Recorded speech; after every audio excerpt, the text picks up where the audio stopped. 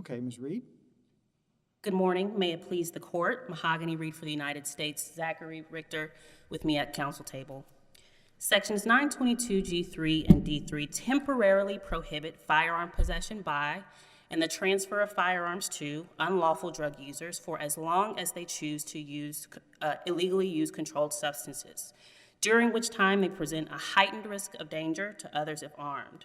Those provisions thus fit comfortably within our nation's historical tradition of firearm regulations, which authorize legislatures to prohibit firearm possession by categories of individuals whose possession presents a special danger of misuse. The district court erred in holding that sections 922G3 and D3 facially violate the Second Amendment, and the court prematurely resolved Ms. Connelly's as-applied challenge to section 922G3. So we're asking that this court reverse the district court's facial determinations and vacate and remand Ms. Connelly's as-applied challenge for resolution after additional proceedings below. I want to start by addressing how the Supreme Court's decision in Rahimi bears on the questions presented here. We started to explain some of the more salient lessons from Rahimi in our supplemental letter brief, but a few of them, I think, bear emphasis. The first is that the Supreme Court clarified that where a gun regulation is consistent with the principles that underpin the Second Amendment, it is constitutional. That's in keeping with the court's instruction in Bruin that the purpose of the text and history framework is to delimit the outer bounds of the Second Amendment and to determine whether a firearm regulation is consistent with the Second Amendment. Second, the Supreme Court instructed us to derive those historical principles by determining what the historical evidence supports when considered together, rather than asking how each analog, when considered in isolation, measures up to a modern regulation. And finally, the court reminded us not to place dispositive or even undue weight on the absence of a precise historical analog. Justice Barrett's concurring opinion in Rahimi described some of the problems with treating legislative silence as constitutionally significant, including that that approach assumes that founding-era legislatures maximally exercise their power to regulate and has the effect of stifling innovative solutions to distinctly modern societal problems. Under a proper application of Rahimi, sections 922G3 and D3 are facially constitutional. Those provisions are consistent with the principle that the government may prohibit firearm possession by those who present a heightened risk of danger if armed. We highlighted in our brief the common law tradition of prohibiting individuals from going armed, reflected most notably in the Statute of Northampton and adopted by the states. Early states' disarmament of individuals who refused to swear an oath of loyalty, Second Amendment precursors that contemplated the disarmament of individuals who posed a real danger of public injury, and post-founding laws disarming such individuals support the government's authority to categorically disarm dangerous people. That category of dangerous individuals includes unlawful users of illegal drugs, who courts have widely recognized present a danger if armed. The founding generation was likewise aware of the potential harms caused by mixing intoxicants and guns, and they thus implemented various measures restricting access to firearms by those likely to become intoxicated, including, as we outlined. Is there any difference between ownership and carrying when we look at the statute? When we look at historical laws, we appreciate that there is a difference between ownership and carrying, yes, but we don't think that bears on the constitutionality of Section 922G3 for reasons that we started to explain in our supplemental letter brief. The first being that historical statutes prohibited carrying or using firearms while intoxicated by a legal substance. We think that prohibiting possession of firearms by unlawful users of controlled substances presents sort of issues of potential criminality and additional issues that permit the slightly broader but still temporally limited additional burden on the Second Amendment right. And so we think that even though those historical regulations prohibited, for example, the carrying of firearms at drinking events or using firearms during the New Year's holiday, that those are still constitutionally significant in that they reflect the founding era legislature's belief that they could constitutionally prohibit firearm use where it would present a risk of danger to others if armed. Well, And I'm still trying to fit, and I know the Supreme Court GVR Daniels, but the rationale of Daniels under Rahimi, when we try, and that seems to be the task that we have before us to some extent, is to try to reconcile those two. And I'm still trying to, I'm grappling with the Daniels rationale between ownership and carrying by a person who maybe regularly uses a substance like marijuana, but isn't, as in the facts of this case, wasn't under the influence at the time of the arresting incident. well, so we don't know what the facts of this case are. All we have at this point are allegations, and so I want to be careful about what I concede about the state of Ms. Connelly's intoxication on the date in question. But to your question, we do think that the Daniels opinion's discussion of the historical intoxication statutes mirrors the methodological errors that the panel in Rahimi made and that the Supreme Court rejected. We think that effectively the Daniels court demanded that the government identify a historical twin, a founding era analog that likewise prohibited possessing firearms while intoxicated. But we don't think that that was necessary, not only because we don't think that, historically, the founding generation was sort of preoccupied with the concerns that Congress was concerned with when it passed Section 922G3. Also, we don't think that legislative silence on whether possession and intoxication at the founding is really constitutionally significant, because we don't assume, as Justice Barrett emphasized in her concurring opinion and as I alluded to, that legislatures maximally exercise their regulatory authority. And so, even though the historical intoxication statutes, there is some difference in the scope of them, we think they are do sort of reflect or do have some bearing on the historical inquiry here. And so we don't think it's right to wholly disclaim them for those reasons. And I think, another thing about Daniels was that in assessing the how and why of the intoxication statutes, how those were relevantly similar, it did a couple of things that Rahimi specifically counseled against. First, it considered each analog individually and then determined how and why those historical statutes on their own measured up against Section 922G3.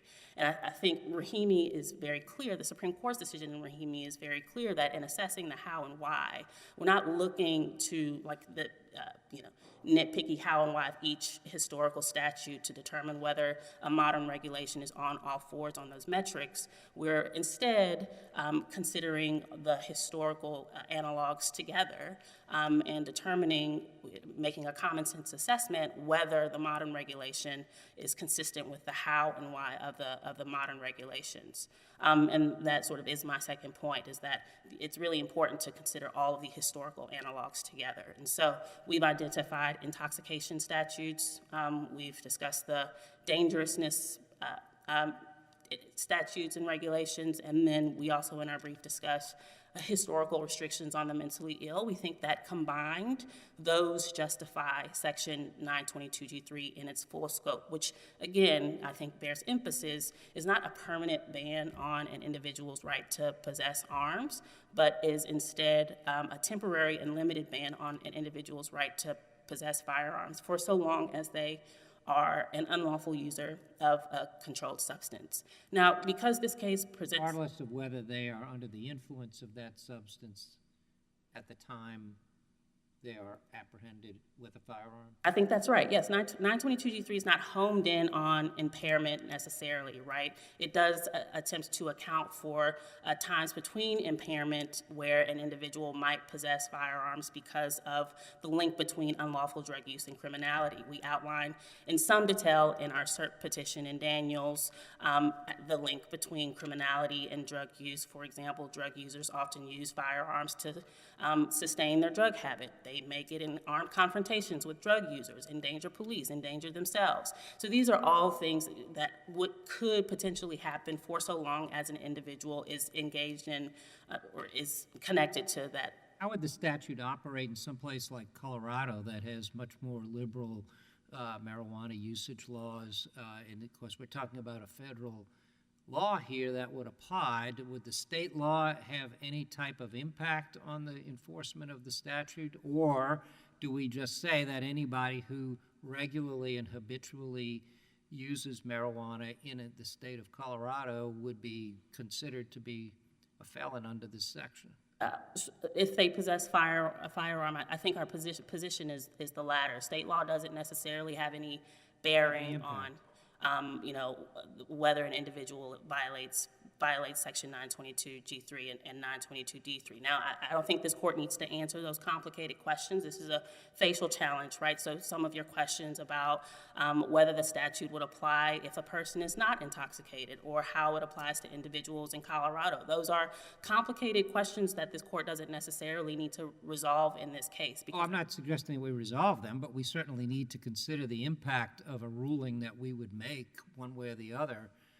And now with the benefit of Rahimi from the Supreme Court, I think we need to, they want us to look at this from every different point of view that we can imagine in order to render the best opinion we can.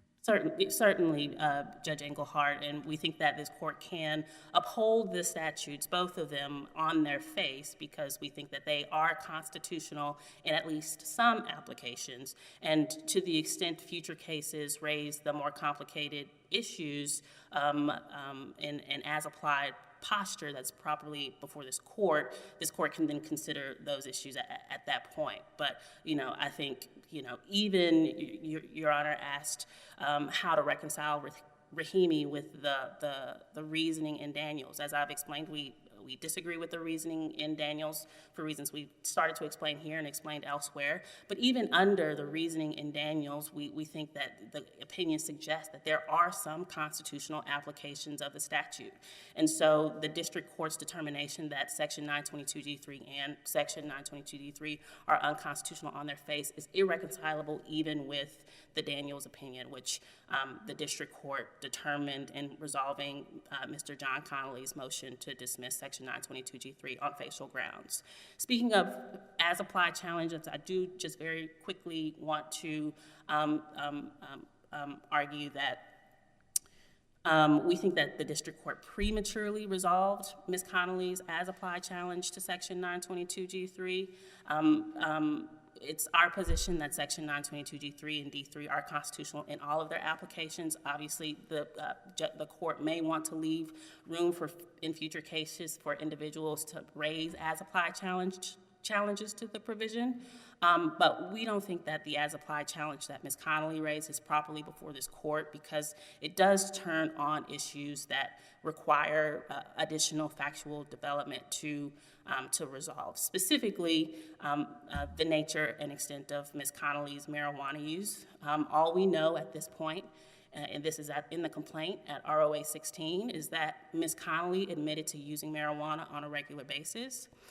There are some facts that suggest that she may have used marijuana on the night in question. For example, when officers entered her home, they smelled the strong odor of marijuana. And so we just think that we don't know what use on a regular basis for sleep and anxiety really means. And so we think that those issues, to the extent this court thinks there's room for as-applied challenges to Section 922G3, and to the extent this court thinks that the nature and extent of Ms. Connelly's drug use or whether she was intoxicated on the night in question are relevant to the constitutional question, then we think that this court should vacate the district court's grant of Ms. Connelly's as-applied challenge and remand for additional factual development. Doesn't circuit practice say we have to start with the as-applied challenge and not proceed to the facial challenge if the as-applied challenge is successful? I think that's right, Your Honor. Our point is that Ms. Connelly's as-applied challenge is not properly before this court. We think that had the district court waited to resolve Ms. Connelly's as-applied challenge until after all the facts in the district court had settled and the issue were properly before this court. Then the court could properly proceed with Ms. Connelly's as-applied challenge and not necessarily resolve the facial issue. But we think that because there are outstanding factual questions that require a trial or additional factual development to resolve, under Federal Rule of Criminal Procedure 12B, a vacatur and a remand on that question is appropriate. I'm going to ask you something about whether the government has a position, and if the government doesn't, or you don't know what it is, that's okay, but I'll ask anyway. Obviously, as you know, I'm on the panel for Daniels on remand. So the question is, should this panel or should it not await a decision in Daniels? Now, the mandate or the judgment hasn't issued yet in Daniels, although we've set a briefing schedule which will be completed in early August. So and I'll ask opposing counsel the same question, does the government have a position on whether we should decide this case or, in the alternative, hold this case awaiting a decision in Daniels? So I think that because this case raises facial questions to 922G3 and Daniels is only, if I recall, an as-applied challenge, I think we would be fine with the court resolving this case and not waiting for Daniels to resolve it necessarily. I think that's our position. Right. Thank you. If the court has no further questions, I'll be back for rebuttal. Yes, you've saved time for rebuttal. Thank you, Ms. Reed. Thank you. Ms. Stillinger?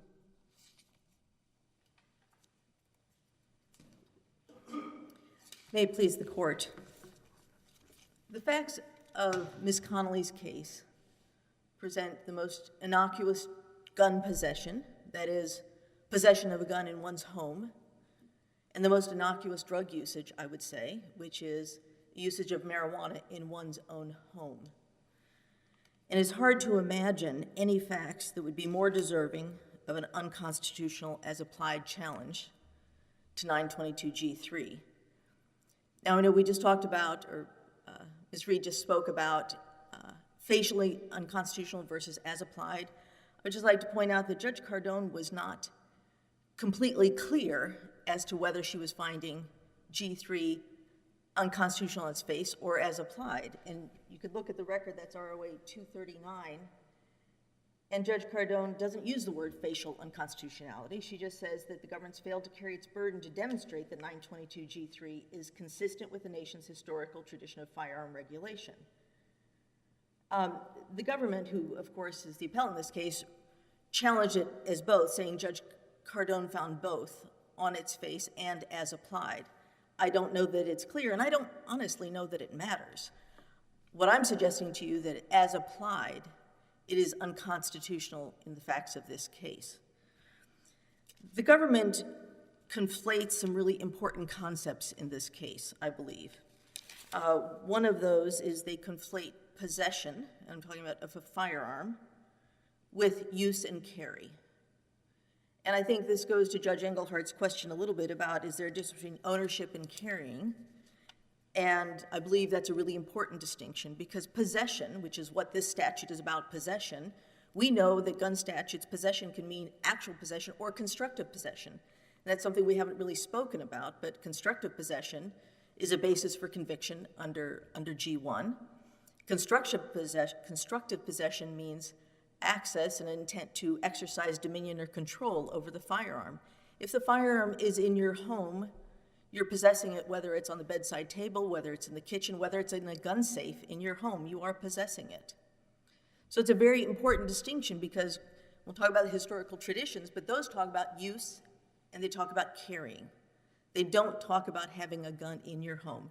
And I also think this is a really important distinction with Daniels, because in Daniels, Mr. Daniels was carrying a gun in his car outside of his home. And the home, as Justice Scalia mentioned in Heller, your Second Amendment rights are most acute there in your home. The right to possess your protect your home and hearth is the most important aspect of a Second Amendment protection. The other aspect that I think the government conflates, the other, I guess, concepts that they conflate are the use of drugs versus active intoxication. And I think they conflate those conveniently, but that was a really important issue in Daniels, where the court said that there is no historical precedent for disarming drunkards. So it's one thing to say you're out of the house drunk carrying a gun. There is historical precedent for disarming somebody like that. There is no historical precedent whatsoever. If you have the town drunk, there's no historical precedent at all for the idea that they cannot have a gun in their home.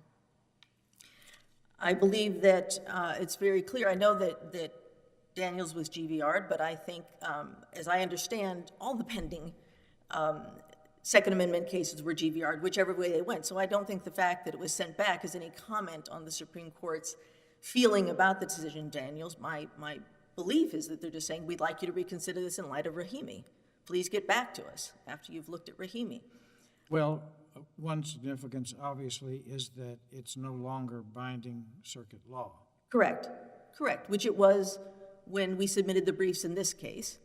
And correct, it is not. We can't just say it's binding, we're done. However, we can look at it and say, even under Rahimi, it was decided correctly. This court, specifically Judge Smith, talked about the concept of distinctly similar versus relevantly similar, and you went with relevantly similar. You didn't require an historical twin. You went with an analog. You did what Rahimi says you should do. You've already done that.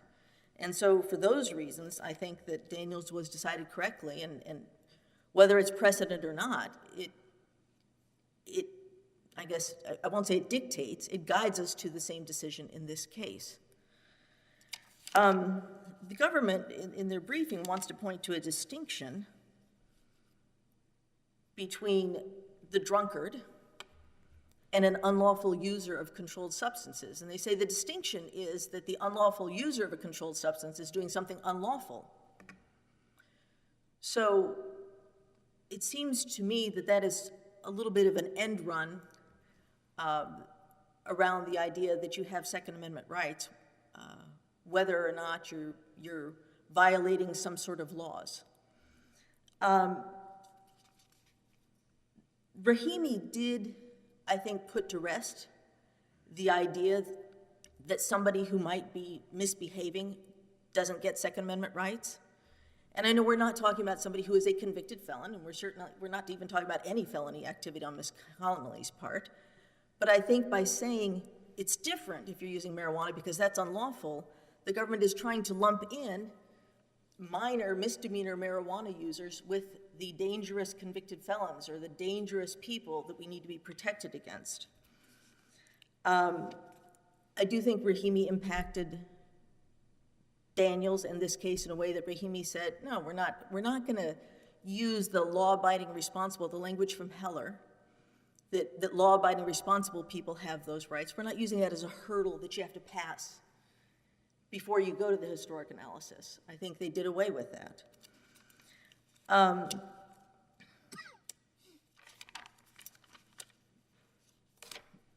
also want to, with respect to the government's idea that unlawful drug users, because it was unlawful, is different. One is, I don't think the government can have it both ways, to say that drug users, we have to look at the intoxication cases because those are relevantly similar. But they want to say, but it's different. I mean, which way do they want it? Are they going to say it's similar, or are they going to say we need to prevent this group of people from possessing firearms because drug users are just a dangerous category? I think they need to make up their mind which way they're going with that. But I don't really think we can agree that drugs were not a problem at the time of the Founding Fathers. I understand there wasn't cocaine, there wasn't methamphetamine. I mean, those are issues we don't even need to talk about. I mean, the fact that people didn't smoke marijuana much. There were drugs, there was opium. Opium's been around for centuries. But drugs weren't illegal then. I mean, there were not drug statutes back then. So why wouldn't drug intoxication be treated the same way as alcohol intoxication back then? The founding fathers were not Boy Scouts, and I think honestly Daniels talks about that, the amount of alcohol usage in colonial times. And yet, despite the fact of this alcohol usage, and it was something commented on, it was something I think acknowledged at the time that there was a lot of alcohol usage. We certainly know there were people that were drunks then. Despite that, there was no regulation on people intoxicated with alcohol owning firearms in their homes. And I think that Justice Gorsuch's comment in his concurrence in Rahimi is interesting to this point, because he said when the Second Amendment was ratified, people understood that having an arms-bearing citizenry posed some risk. There is some risk there. But just as surely, they believed that the Second Amendment rights were vital to the preservation of life and liberty. So when the government says, as I think Ms. Reed said, this is about, that the regulations are consistent with the principles of protecting the community. No, that's not enough. I mean, protecting the community, we could just get rid of guns. I mean, if this is about where you set your level of similarity, that we're not going to require historical twin, but you also can't just say, hey, if it's something that protects, if it's something for the security of the community, then that's consistent with the Constitution. That's okay. No, Rahimi said, no, that's not. Actually, Heller and Bruin said, no, that's not. Because if that's really the ends justify the means test. If you just say we want to enact legislation that will help protect our community, these groups of people shouldn't have guns, that would be safer. But that's not what the Constitution says. The Constitution said that it codified previously existing rights to bear arms, individual rights to bear arms. And the restrictions have to be viewed very narrowly. And the ones that we look at today have to be based on some valid restriction at the time of the Second Amendment was codified. I'd like to speak just a little bit about, well, the idea that this case should be remanded. I don't think there's anything it could be remanded for. If we want to remand for information about Ms. Connelly's drug use, I mean, she has a Fifth Amendment right, so they can't make her give any more information. She was interviewed when they came to her home. She was interviewed. She was not interviewed as a defendant because they were there because of her husband. And she was interviewed about that, and they asked her about drug usage, and she said, yes, sometimes I smoke to help me sleep or for anxiety. That's her drug usage. They found 1.2 grams of marijuana in her home. She's now a defendant in a criminal case. They can't say, well, tell us, did you smoke that night? And by the way, this happened in the morning, so it was not the night of the event. This event, to the extent there was an event, and it's not entirely clear, but you can sort of read between the lines of the complaint, it was the morning when the police officers arrived to her home. So I'm not even sure if it's relevant if she smoked the night before or not, because we're talking about the morning. But we can't, or rather the government can't require Ms. Connelly to now come forward and give more details. Her husband, they couldn't make him testify against her, but he also has a criminal case pending against him still. So I don't know what the government can identify would be achieved by a remand for more information. And I appreciate the government's candor in this respect. I want to make sure the court saw in a footnote in the letter brief of June 28th that the government let the court know it's not in the record, but lab results were recently disclosed and there was not psilocybin mushrooms in her home. That was tested this year, apparently, and it came back negative. So to the extent the court might think a remand would be appropriate to find out about that, that's a non-issue at this point. So I don't think the government can point to any factual issue that could be further developed with a remand. I want to speak very briefly about the G3 conviction, which is count 2. And I understand why it seems that Judge Cardone found count 1, the D3, unconstitutional on its face, because in the language she used in finding D3 unconstitutional, she said, it would be an end run around the unconstitutionality of G3 if I didn't also find D3 unconstitutional. She also specifically said, on its face, I can't say that, I'm sorry, as applied, I can't say that D3 is unconstitutional because, and this is the, the sale or otherwise dispose of firearms. Ms. Connelly was charged with doing that to her husband. And Judge Cardone said there was some evidence that her husband was using drugs. So she specifically did not find it unconstitutional as applied. But interestingly, we raised Ms. Connelly's Second Amendment rights on count 2. She has guns in her home. It is the marital home. I actually think, and we didn't talk about this, but if she owns these guns and they're purchased during the time of marriage, her husband already owned them as well. Her husband already had access to them. There's really probably judgment of acquittal issues on other grounds, but with respect to the constitutionality, Judge Cardone, as to count 2, found it based on Mr. Connelly's Second Amendment rights, finding that on its face, if D3 were allowed to stand, it would be an end run around G3. I will tell the court, I don't think it matters exactly why Judge Cardone found that unconstitutional. I felt the stronger argument was that it impaired Ms. Connelly's Second Amendment rights, because you're basically saying you can't have a gun in your home if your husband's going to use drugs. And I felt that was the burden on her Second Amendment rights. But either way, it's a de novo review for this court, and the court needs to consider all of those possibilities. I just want to point out one other thing about the D3, is that the statute talks about selling or otherwise disposing. The indictment charged disposed or gave access to her husband. And I know that doesn't really attack the constitutionality of it. That would probably be a judgment of acquittal issue, that their theory was that she gave her husband access to the firearms that were in the home. Your Honors, I would like to address your question about should we wait for Daniels to come out. I don't think so, Your Honor. I think our case, Ms. Connelly's case, presents sort of an even clearer distillation of the fundamental principle of can you disarm somebody that uses drugs?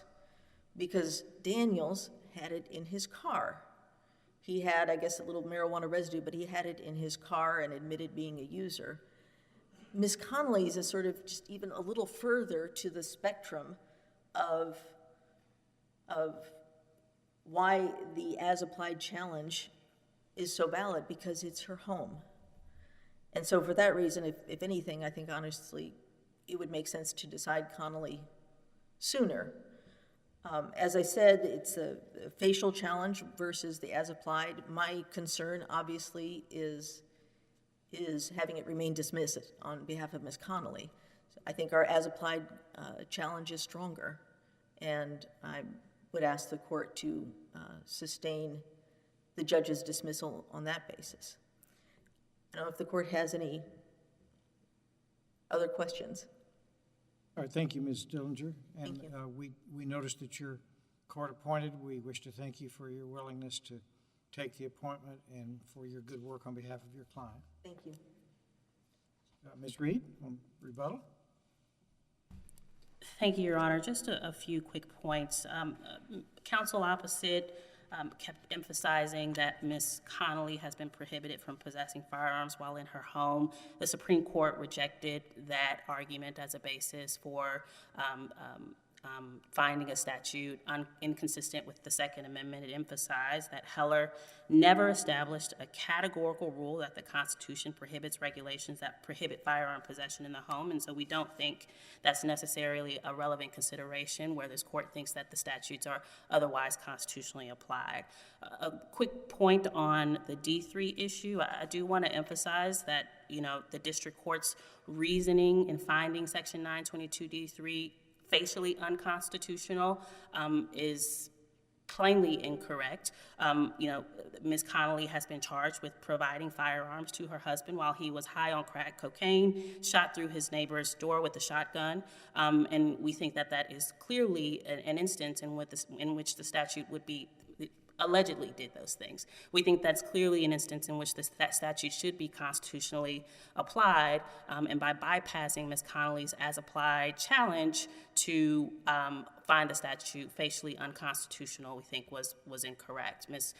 Counsel opposite suggested that Ms. Connelly would be prohibited from possessing firearms in her home if the rule were that she cannot dispose of firearms to her husband. We don't think that's right. The case law makes clear that possession and disposition or disposing of firearms are two different sets of conduct. If Ms. Connelly weren't otherwise disqualified from possessing firearms because of her own drug use, she could possess firearms in her home so long as she locked them up. But as the criminal complaint makes clear, the home was in disarray with firearms. Most of the firearms were on Mr. Connelly's side of the master bedroom. He had 2 firearms on his person, and there was a firearm locked in a safe that Ms. Connelly did not know the code to. So we can assume that Mr. Connelly had access to that one as well.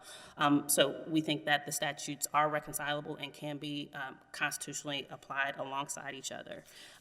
The last point I wanted to make was that Counsel opposite suggested that there's no additional information to decide on remand. We think that's unclear at this point. There are at least a few witnesses that may have some testimony to offer that bears on the questions of the extent of Ms. Connelly's drug use and whether she possessed while intoxicated, to the extent this court thinks those questions are relevant. But I think all of the counsel opposite's claims about the facts below are still subject to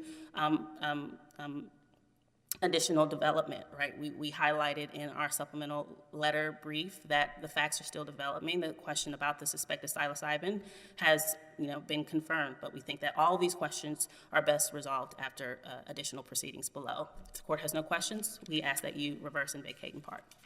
All right, thank you, Ms. Reed. Your case and all of today's cases are under submission, and the court is in recess until 2 o'clock this afternoon.